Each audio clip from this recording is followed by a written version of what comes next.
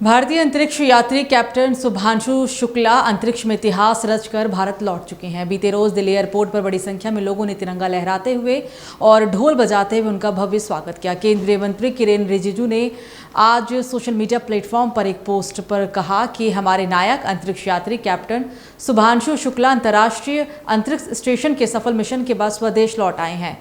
किरेन रिजिजू ने कहा कि संसद में उनके इस ऐतिहासिक पड़ाव और विकसित भारत की दिशा में भारत की बढ़ती अंतरिक्ष महत्वाकांक्षाओं को पर एक विशेष चर्चा के साथ उन्हें सम्मानित भी किया जाएगा। कैप्टन शुभांशु शुक्ला आज पीएम मोदी के साथ मुलाकात भी करेंगे। तो वहीं वोट चोरी का मुद्दा उठाते हुए अखिलेश यादव ने चुनाव आयोग से सवाल पूछे हैं। इसके अलावा उन्होंने पेपर भी दिखाया। लेकिन मैं रिसिप्ट देना चाहता हूँ इलेक्शन कमीशन की। आपको जो रिसिप्ट्स हैं ये देख लीजिए आप, और मैं भी प्रिंट आउट ला रहा हूँ आपके लिए, तो आप भी उसमें मदद करें, क्योंकि पीडीए में पी पत्रकार है। जब आप हमारी मदद करोगे तो अभी कम जीत के आए, अगली बार ज्यादा जीत करके आएंगे, क्योंकि पी का मतलब पार्लियामेंट भी है। सर इलेक्शन कमीशन ने एक लंबी चौड़ी प्रेस कॉन्फ्रेंस की, उन्होंने कहा कि मैं प्रिंट होने गया है, प्रिंट होकर के मैं आपको रिसिप्ट देना चाहता हूं, क्योंकि जिस समय ये आरोप इलेक्शन कमीशन पर समाजवादी पार्टी ने लगाया था, और देखिए सोचने की बात यह है कि ये जानबूझ करके पिछड़ों का वोट काटते हैं, जिसमें भिन्न समाज, मौर्य समाज, पाल समाज, बघेल, राठौर, और शो ये करते हैं आप लोगों के माध्यम से कि पिछड़ा वोट मिल रहा है। पिछड़ों का वोट काट देते हैं लिस्ट से, चुनाव जीत लेते हैं, और फिर ये शो आप लोगों के माध्यम से ये कराते हैं कि नहीं पिछड़ा वोट उन्हें मिल रहा है। सच्चाई है कि उनका वोट डिलीट हो रहा है। और वो मैं इसलिए इलेक्शन कमीशन की बात आई है तो मैं आपके सामने बाकायदा कागज के साथ बात करना चाहता हूं। अब आप देखिए, कुर्सी, शाहगंज, शिवरामऊ, श्रावस्ती, मणियाऊ, कितने कम डिफरेंस से हम चुनाव हार गए। और डिलीटेड वोट ये दिखाई दे रहे हैं, कितना डिलीटेड वोट है। ये तो वो कम समय में हम आइडेंटिफाई कर पाए। अगर हमें ये जिस फॉर्म में हम लोग चाहते हैं वोटर लिस्ट, हमें उसी फाइल में मिल जाए तो हम ज्यादा ढूंढ करके दे सकते हैं। और 19 में जो वोट डाले हैं 22 में कट गया। अगर वोट बनवाने का एक प्रोसीजर है तो वोट कटवाने का भी एक प्रोसेस है। हमारी डिमांड केवल इतनी है कि एक जिलाधिकारी को सस्पेंड कर दो आप, पूरे देश में एक भी वोट नहीं कटेगा। ये कागज है, एफिडेविट है, रिसिप्ट है। आप एक भी डीएम को सस्पेंड कर दिए। और ये लंबी सूची है। 2017 में जब चुनाव हुआ, इलेक्शन कमीशन ने न जाने कितने अधिकारी हटाए। 19 में अगर एक भी अधिकारी हटाओ तो बता दो, 22 में अगर एक भी अधिकारी हटाओ बता दो, 24 में एक भी अधिकारी हटाओ तो बता दो। और उससे पहले अगर सरकार दूसरी थी, समाजवादी पार्टी की थी, आप पता करिए कि कितने अधिकारी हटाए गए। डीजीपी हटाया गया, होम सेक्रेटरी, न जाने कितने अधिकारी हटाए गए। लेकिन जब से बीजेपी की सरकार उत्तर प्रदेश में आई है तब से एक भी अधिकारी नहीं हटाए, एक भी शिकायत पर किसी अधिकारी को नहीं हटाया गया। आखिर क्यों? इलेक्शन कमीशन इसका मतलब यह है कि बीजेपी का ज्यादा कहना मानता है। हम अगर शिकायत करें उस शिकायत पर कोई कार्रवाई नहीं होती है। बीजेपी की एक विधायिका छिबरामऊ, उन्होंने अपने बूथ पर 400 फर्जी वोट बना रखे थे। 400 वोट, सोचिए आप, एक बूथ पर 400 फर्जी वोट। हमने अपने कार्यकर्ता लगाया, जिम्मेदारी से काम किया, वोटर लिस्ट में ढूंढे, 200 से ज्यादा वोट कटवाए हमने, 200 से ज्यादा एक बूथ पे। अगर ये एक्सरसाइज जो पॉलिटिकल पार्टी कर रही है, ये एक्सरसाइज इलेक्शन कमीशन भी तो करे कि आखिरकार बीजेपी के लोग अपने बूथ में क्यों ज्यादा वोट बनवा रहे हैं। बीजेपी ने जो प्रेस कॉन्फ्रेंस करी तो उन्होंने आपकी कॉन्स्टिट्यूएंसी का भी डाटा दिया और कहा कि इतने तो फेक एड्रेसेस और तो आप कार्रवाई करिए। अच्छा, कॉन्स्टिट्यूएंसी पे भी देखिए, मैं कह रहा, अगर मेरी कॉन्स्टिट्यूंसी पे कहा है, हालांकि वो वीडियो मुझे ढूंढना पड़ेगा, वीडियो जो एक विधायक कह रहे हैं कि मैंने वोट बनवा लिया, मैंने वोट कटवा दिए बीजेपी के। अगर मैंने वोट कटवा दीजिए, मान लीजिए, तो आप कार्रवाई क्यों नहीं करते हैं अधिकारी? मैं तो यही तो कह रहा हूं ना, डीएम, एसडीएम और जिन लोगों ने वोट काटे उन पर कार्रवाई कर दो आप। अगर मैंने वोट कटवाए हैं तो आप कटवाइए, आप उनकी कार्रवाई कर दीजिए। कार्रवाई क्यों नहीं कर रहे हैं आप? और 17, 19, 22, 24 जब से बीजेपी की सरकार आई, अगर एक भी अधिकारी हटता हो, आप ये तय करते हैं कि बीएलओ किस जाति के होंगे। हालांकि वो अनुराग ठाकुर जी कुछ प्रेस कर रहे थे वो, और उन्होंने कुछ कन्नौज को लेकर के भी कहा। हालांकि हमारे अगर ठाकुर पहले लगा दें, ठाकुर अनुराग कर दें या अनुराग ठाकुर कर दें तो मतलब बदल जाता है। अगर हम यूपी में कहें कि ये ठाकुर अनुराग हैं या कहें अनुराग ठाकुर, तो दोनों का मतलब अलग अलग है। अगर डिलीट हुए हैं वोट समाजवादी पार्टी की वजह से, तो फर्जी वोट डिलीट हुए। विधायक बीजेपी की छिबरामऊ के उनके अपने बूथ पर बहुत फर्जी वोट थे, 200 से ज्यादा हमने डिलीट कराए हैं फर्जी वोटों को। एक उदाहरण दे दिया मैंने आपको, और इसलिए मैं आपको रिसिप्ट दे रहा हूं, होमवर्क आप भी करिए। अभी मैं लौट के दोबारा आ रहा हूं, फिर आपको बहुत प्रिंट आउट दूंगा, विद एफिडेविट दूंगा। हमारी मांग केवल इतनी है कि एक तो जाति के आधार पर बीएलओ मत लगाइए, जाति के आधार पर प्रिसाइडिंग ऑफिसर मत बनाइए। आप तय कर लेते हो कि कौन अधिकारी सूट करेगा। आप उत्तर प्रदेश का आंकड़े निकलवाइए आज, और मैं आप सबसे कह रहा हूं कि आज आप आंकड़े निकलवाइए कि चुनाव होगा तो किस अधिकारी के अंडर होता है, एडीएम के अंडर। अगर उस एडीएम पूरे उत्तर प्रदेश में अगर एक भी पीडीए का अधिकारी हो तो बता देना आप। मैं क्या कह रहा हूं आपसे, अगर हमारे पास बीएलए नहीं होते तो हम वोट नहीं कटवा पाते, जो फर्जी बीजेपी के वोट बने। क्योंकि हमारा वर्कर जो बूथ लेवल पे था वो मेहनत कर रहा था, वोटर लिस्ट से वो निकाल रहा था, और उसने एक विधायक छिबरामऊ के उसके अपने बूथ पर 200 से ज्यादा वोट डिलीट कराए जो फर्जी थे। तो अगर एक विधायक के अंडर इतना फर्जी वोट है तो कितनों पे होगा फर्जी वोट। अब बीजेपी के नेता आरोप लगा रहे हैं हम पर कि हमने बीजेपी के वोट डिलीट करा दिए। अरे वोट डिलीट कराना और बीजेपी का वोट मैं कैसे आइडेंटिफाई कर लूंगा ये बीजेपी का वोट है? ये तो देखिए, बताओ, अगर आईपीएस कोई रिटायर्ड और मंत्री ये कहे कि बीजेपी का वोट डिलीट करा दिया, अरे भाई बड़े इंटेलिजेंट हैं आप। इसका मतलब यह है कि आपको इलेक्शन कमीशन डेटा फीड कर रहा है। तो हमारी मांग इतनी है कि अगर कोई गड़बड़ी कर रहा है अधिकारी, तो उस अधिकारी के खिलाफ कार्रवाई क्यों इलेक्शन कमीशन नहीं कर रहा है। और मैं आपसे खुल के कह रहा हूं, 17, 19, 22, 24 समाजवादी पार्टी की एक भी शिकायत पर एक भी अधिकारी हटाओ। और उससे पहले अगर बीजेपी ने कोई शिकायत अगर एसडीएम की कर दी होगी, एक एसओ की भी कर दी होगी, सीओ की भी कर दी होगी, तो आप सोचिए उसको हटाया गया। और मैं आपसे कह रहा हूं, आज ऑन रिकॉर्ड कह रहा हूं कि ममता जी को जब चुनाव हराया गया था, जिस विधानसभा में वो हारी थी, इलेक्शन कमीशन सीधा एसओ से बात करता था, पुलिस अधिकारियों से बात कर रहा था। संसदीय कार्य मंत्री किरेन रिजिजू ने कहा कि जहां तक कांग्रेस और अन्य राजनीतिक दलों का सवाल है, उन्होंने चुनाव आयोग के मुद्दे पर सदन में हंगामा किया। मैं उनसे अनुरोध करता हूं कि वे इस चर्चा के दौरान हंगामा ना करें। चुनाव आयोग और कांग्रेस पार्टी के बीच के मुद्दे चुनाव आयोग में चर्चा होनी चाहिए, संसद में नहीं। हम चुनाव आयोग के प्रवक्ता नहीं है। चुनाव आयोग एक स्वायत्त संस्था है और हम उनकी ओर से जवाब नहीं दे सकते। जहां तक कांग्रेस और अन्य दलों का सवाल है, मैं फिर से कहना चाहता हूं कि जो उनका इलेक्शन कमीशन के बात को लेकर के संसद में बहुत हंगामा किया, वो ऐसे समय में हंगामा नहीं करना चाहिए। इलेक्शन कमीशन और कांग्रेस पार्टी के बीच के जो बात है वो इलेक्शन कमीशन में ही जवाब देना चाहिए। इलेक्शन कमीशन ने जो कुछ पूछा है उसका जवाब इलेक्शन कमीशन को ही देना चाहिए। पार्लियामेंट में हंगामा करने से कुछ नहीं होगा, क्योंकि हम इलेक्शन कमीशन के प्रवक्ता नहीं हैं।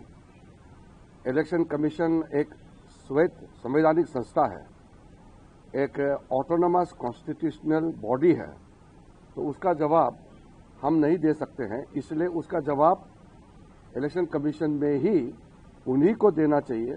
मैं आग्रह करता हूं कि भारत कुछ चंद देशों में गिना जाता है जो अंतरिक्ष यात्रा में कामयाबी प्राप्त की है, और भारत का स्पेस का ओवरऑल जो सक्सेस है उसको भी आज चर्चा में सुनने को मिलेगी। इसलिए मैं पुनः विपक्ष के साथियों को अनुरोध करूंगा कि बिना दलगत राजनीति विचारधारा लेकर के आज हम कैप्टन सुभांशु शुक्ला और पूरे हमारे एस्ट्रोनॉट्स जो हमारे साइंस की टीम है, इसरो की टीम है, सबको अभिनंदन करने के लिए एक मत में हम आगे आए और देश का गौरवगान करने वालों को हम सम्मानित करें।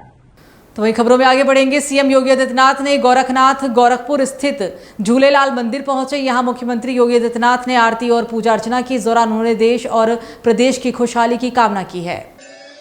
उत्तर प्रदेश के मुख्यमंत्री योगी आदित्यनाथ ने गोरखनाथ गोरखपुर स्थित झूलेलाल मंदिर पहुंचे। यहां मुख्यमंत्री योगी आदित्यनाथ ने आरती और पूजा अर्चना की। इस दौरान उन्होंने देश और प्रदेश की खुशहाली की कामना की।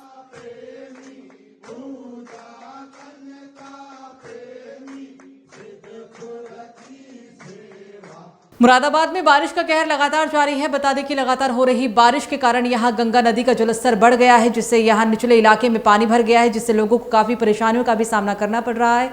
वहीं नदी किनारे रहने वाले लोगों को प्रशासन ने अलर्ट कर दिया है। मुरादाबाद में बारिश का कहर जारी है। बता दें कि लगातार हो रही भारी बारिश के कारण यहां गंगा नदी का जलस्तर बढ़ गया है, जिससे यहां निचले इलाके में पानी भर गया है, जिससे लोगों को काफ़ी परेशानियों का सामना करना पड़ रहा है। वहीं नदी किनारे रहने वाले लोगों को प्रशासन ने अलर्ट किया है। ये मुरादाबाद नया गांव बोलते हैं इसे। तो कितना कितना पानी यहाँ भरा हुआ है? इसमें पानी ऐसे मान लो पहले दिन तो ऐसे आया था 2-3 फीट के लगभग। उसके बाद में अगले दिन पानी वो काफी बढ़ गया। हमारी गाड़ी बाहर खड़ी है, हमारी गाड़ी भी डूब गई थी। हमसे गाड़ी भी निकल पाई, ये सोच लो। इतना तेज बहाव? इतनी तेज पानी आया। कौन सी नदी का पानी? अब नदी का तो ये इसे बोलते हैं गांगन बोलते हैं वैसे तो। अभी मकान बनाया आपने? हाँ, मकान बनाया 4-5 महीने हुए हैं अभी फिलहाल। तो एकदम इतना पानी आ गया? एकदम मकान में भी पानी घुस गया हमारी गाड़ी भी डूब गई। तो कितनी दिक्कतें हो रही है? दिक्कत तो ये हो रही है कि समझ लो निकलने बनने की बहुत परेशानी हो गई। बच्चों को भी घर में से बाहर निकाल दिया, दूसरों घर में जाके सोए हैं। तो फिर कैसे कर रहे हैं? कैसा कर रहे हैं? आप जैसे भी अपना टाइम काट रहे हैं, और क्या करें बताओ। दिल्ली के कई इलाकों में किसी भी वक्त यमुना नदी का पानी घुस सकता है। दिल्ली में यमुना नदी का जलस्तर एक बार फिर से बढ़ा है। दरअसल हरियाणा स्थित हथनी कुंड बैराज से लाखों क्यूसेक पानी छोड़ा गया, जिससे यमुना नदी का जलस्तर फिर से बढ़ा। ये वीडियो लोहा पुल से है। वहीं पुलिस प्रशासन ने लोगों को सतर्क रहने की सलाह दी है।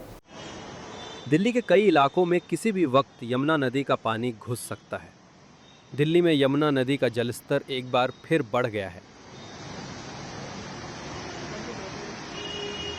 दरअसल हरियाणा स्थित हथनी कुंड बैराज से लाखों क्यूसेक पानी छोड़ा गया, जिससे यमुना नदी का जलस्तर फिर से बढ़ गया है। ये वीडियो लोहा पुल से है। वहीं प्रशासन ने लोगों को सतर्क रहने की सलाह दी है।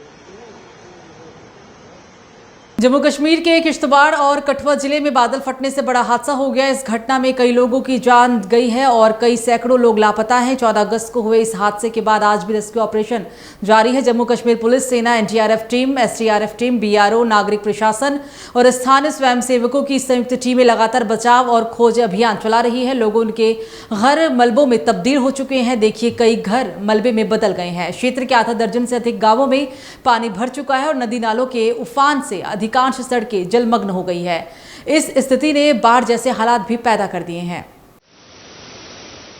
जम्मू कश्मीर के किश्तवाड़ और कठुआ जिले में बादल फटने से बड़ा हादसा हो गया।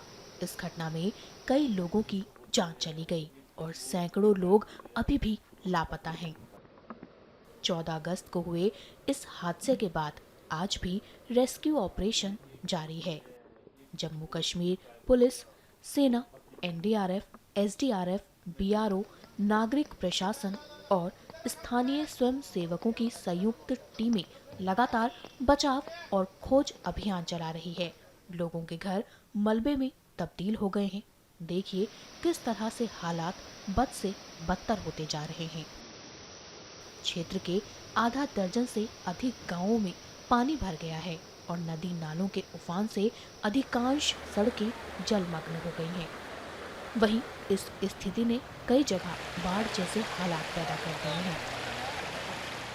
ये गाड़ियां हम लोग ऑफ रोड व्हीकल आर्मी की सपोर्ट करने के लिए यहाँ पे लेके आए कि कंपनी ने हमें भेजा हुआ कि हम क्या सपोर्ट कर सकते हैं यहाँ आर्मी की। ये हमारी गाड़ी all terrain of road vehicle है और ये कहीं भी किसी भी टेरेन में चल सकती है, चाहे मडी एरिया हो, चाहे रॉक्स हो, चाहे पानी हो। ये पानी के ऊपर भी क्रॉस कर सकती है, किसी भी रिवर को क्रॉस कर सकती है। कोई भी टेरेन हो इसके लिए, बर्फ के ऊपर भी चल सकती है, जंगल में भी चल सकती है।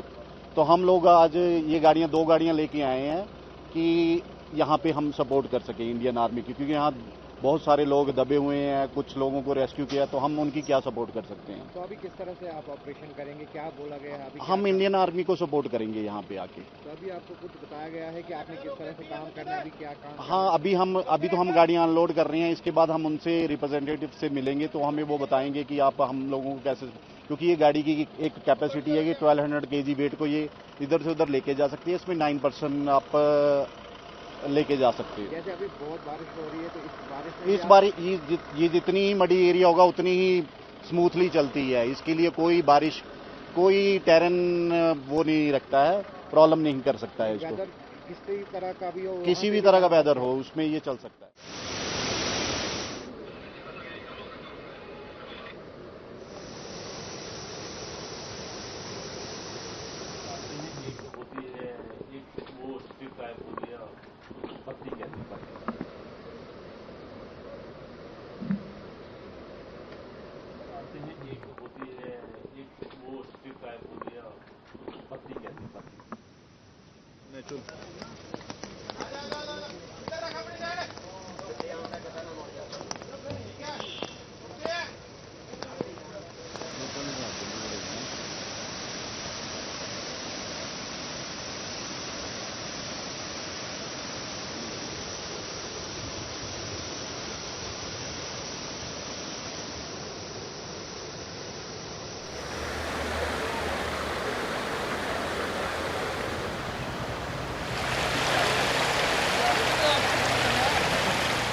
चलिए बात अब हरियाणा की होगी, जहां प्रधानमंत्री नरेंद्र मोदी ने दिल्ली में 11,000 करोड़ रुपए की राजमार्ग परियोजनाओं का तोहफा दिया है। दिल्ली के रोहिणी से UER-2 के दिल्ली सेक्शन और द्वारका एक्सप्रेसवे का उद्घाटन किया गया। इस मौके पर हरियाणा के CM नायब सिंह सैनी ने प्रधानमंत्री नरेंद्र मोदी का आभार जताया है।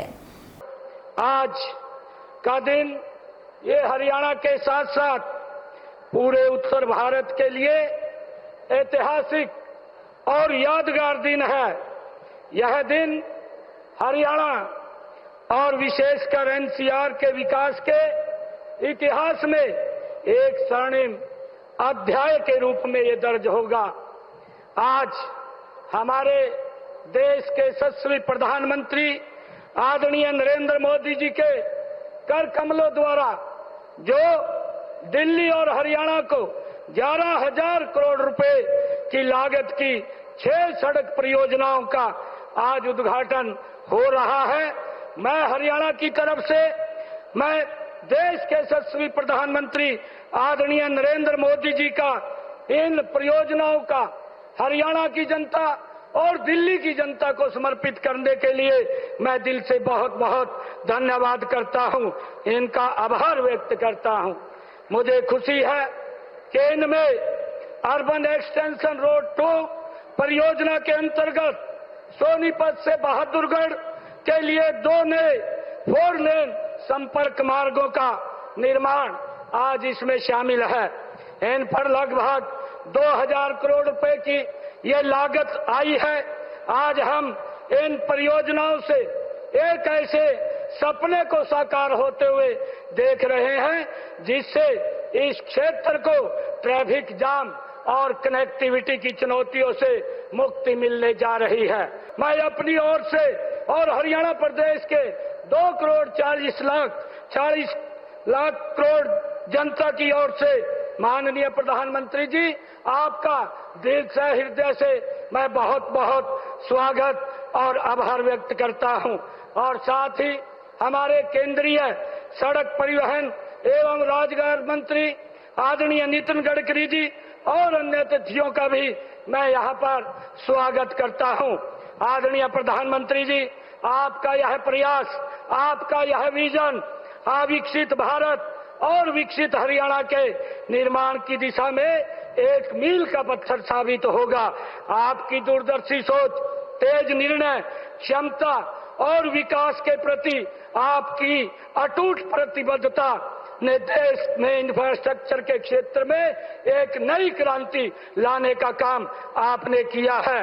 माननीय प्रधानमंत्री जी, यह आपके कुशल नेतृत्व का ही परिणाम है कि हम दुनिया की चौथी सबसे बड़ी इकोनॉमी बन गए हैं। अब बात यमुनानगर की, जहां उत्तरी भारत में हो रही भारी बारिश के चलते यमुना नदी का जलस्तर तेजी से बढ़ रहा है और इसके चलते बढ़ते जलस्तर की वजह से हरियाणा के यमुनानगर जिले स्थित हथनीकुंड बैराज पर दबाव बन चुका है, जिसके चलते बैराज के सभी 18 गेट खोल दिए गए। ये कदम अतिरिक्त पानी की निकासी के लिए भी उठाया गया है ताकि बैराज पर अधिक भार ना पड़े। वहीं इस मामले पर सिंचाई विभाग के कार्यकारी अभियंता विजय गर्ग ने जानकारी दी है। उत्तरी भारत में हो रही भारी बारिश के चलते यमुना नदी का जलस्तर तेजी से बढ़ रहा है। इस बढ़ते जलस्तर ने हरियाणा के यमुनानगर जिले स्थित हथनीकुंड बैराज पर दबाव बना दिया, जिसके चलते बैराज के सभी 18 गेट खोल दिए गए हैं। ये कदम अतिरिक्त पानी की निकासी के लिए उठाया गया है ताकि बैराज पर अधिक भार ना पड़े। वहीं इस मामले पर सिंचाई विभाग के कार्यकारी अभियंता विजय गर्ग ने जानकारी दी।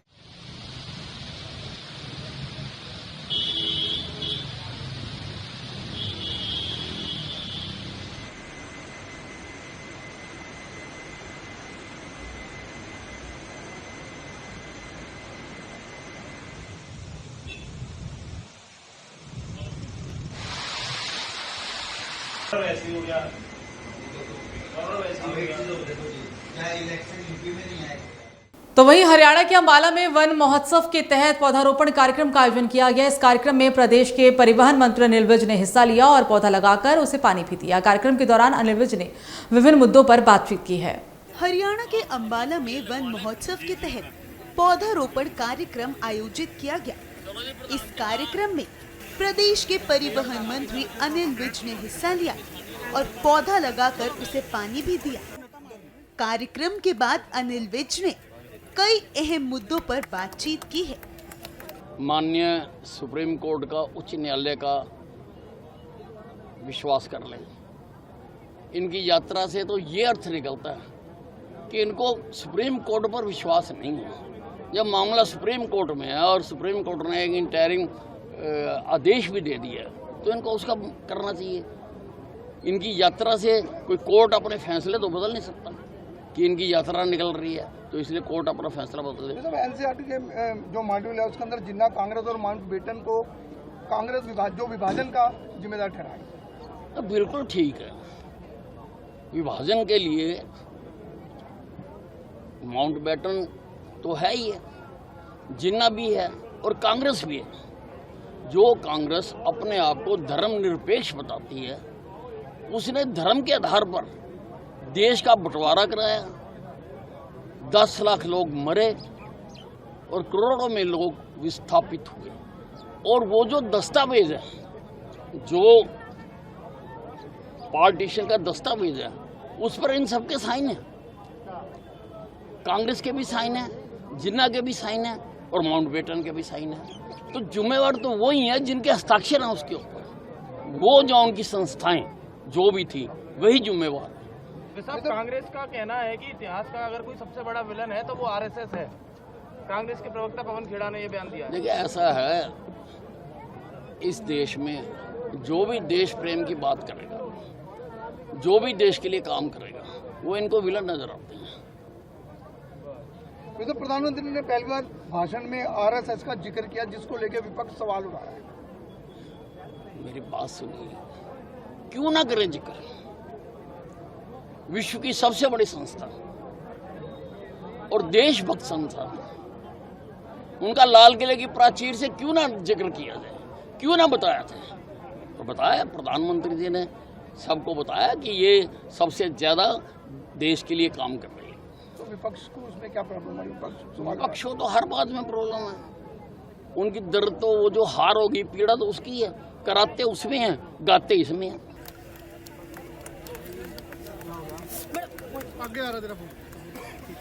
तो पंजाब के सीएम भगवंत मान आज श्री चकमोर साहिब के दौरे पर पहुंचे, जहां वो स्थानीय लोगों के लिए कई विकास परियोजनाओं का तोहफा लेकर पहुंचे थे। इस दौरान मुख्यमंत्री सब डिविजनल अस्पताल का उद्घाटन भी करते हुए नजर आए, जिससे क्षेत्र में स्वास्थ्य सेवाओं को काफी मजबूती मिलेगी। इसके अलावा सीएम स्टेडियम में युवाओं को प्रोत्साहन देने के लिए स्पोर्ट्स किटें भी बांटे हैं। शिक्षा के क्षेत्र में नवाचार को बढ़ावा देने के लिए वे स्टेम लैब बस को भी हरी झंडी दिखाकर रवाना कर चुके हैं। इस बस के माध्यम से छात्रों को विज्ञान, प्रौद्योगिकी, इंजीनियरिंग और गणित से संबंधित प्रौद्योगिकी शिक्षा प्रदान की जाएगी। दौरे के अंत में सीएम भगवंत मान जनसभा को संबोधित करे और उसके बाद वो सरकार की उपलब्धियों और भविष्य की योजनाओं पर चर्चा भी की। गुरु सेवा कॉलेज के हॉस्टल के कमरे में रविवार देर शाम बीएससी नर्सिंग के एक छात्र ने पंखे से लटक कर जान दे दी। आत्महत्या का कारण फिलहाल पता नहीं चल पाया है। जानकारी के मुताबिक देविंदर कुमार, जिसकी उम्र 23 साल की बताई जा रही है, वो बिहार का रहने वाला था। वही बीएससी नर्सिंग के 5वें सेमेस्टर का वो छात्र था। कल उसने परीक्षा दी और फिर खाना खाने के बाद अपने कमरे में चला गया। सभी लोग खाना खाने के लिए आए थे तो देविंदर वहां पर नहीं आया। जब वो रात की अटेंडेंस के लिए भी वहां नहीं पहुंचा तो अन्य छात्र कमरे में पहुंचे और फिर दरवाजा खटखटाया, लेकिन अंदर से कोई भी प्रतिक्रिया नहीं मिलने पर उन्होंने कॉलेज के सुरक्षा गार्डों को सूचित किया, जिसके बाद सुरक्षा गार्डों और छात्रों ने खिड़की तोड़कर अंदर देखा तो देविंदर पंखे से लटका हुआ था। चले बात अब होगी मध्य प्रदेश के भोपाल की, जहां भोपाल की सिटी बस सेवा जो कभी पब्लिक ट्रांसपोर्ट की रीढ़ मानी जाती थी, अब ढहने की कगार पर है। साल 2010 में बीआरटीएस के साथ शुरू हुई ये सेवा 1.5 दशक में पूरी तरह कमजोर हो गई है। जहां पिछले 24 रूट पर 368 बसें चलती थी, अब केवल उस रूट पर 80 बसें ही बची है और इनमें से 5 से 7 रोजाना मेंटेनेंस के कारण नहीं चल पाती है। दरअसल स्थिति और भी बिगड़ सकती है क्योंकि अगस्त सितंबर में भोपाल सिटी लिंक लिमिटेड यानी कि BCSL और मौजूदा ऑपरेटर का अनुबंध खत्म हो रहा है। नवीनीकरण ना होने पर रोजाना पब्लिक ट्रांसपोर्ट पर निर्भर करीब 1.5 लाख यात्रियों को निजी वाहन, ऑटो या फिर कैब का सहारा लेना पड़ रहा है। आपको बता दें कि पहले बसों की फ्रीक्वेंसी 5 से 10 मिनट की थी, लेकिन अब यात्रियों को आधा घंटे से लेकर 40 से 45 मिनट तक इंतजार करना पड़ता है।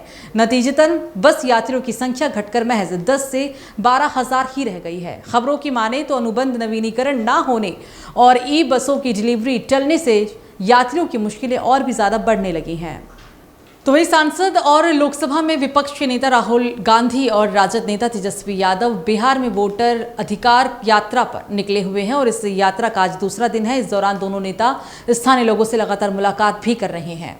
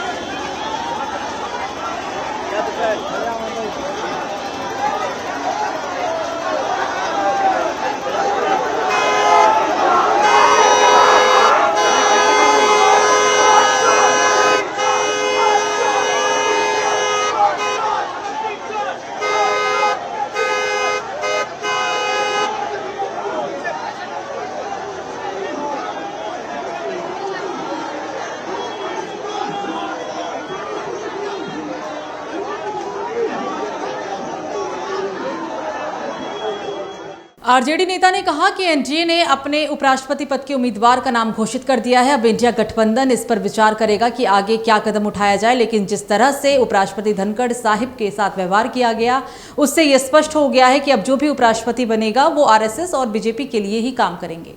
एनडीए ने अपना उपराष्ट्रपति के लिए नाम घोषित कर दिया है अब इंडिया गठबंधन भी समय पर विचार करेगा क्या करना है। इंडिया गठबंधन के शीर्ष नेता विचार करेंगे और जिस तरह से उपराष्ट्रपति धनखड़ साहब के साथ किया गया व्यवहार, अब तो जो भी उपराष्ट्रपति बन रहे हैं वो आरएसएस और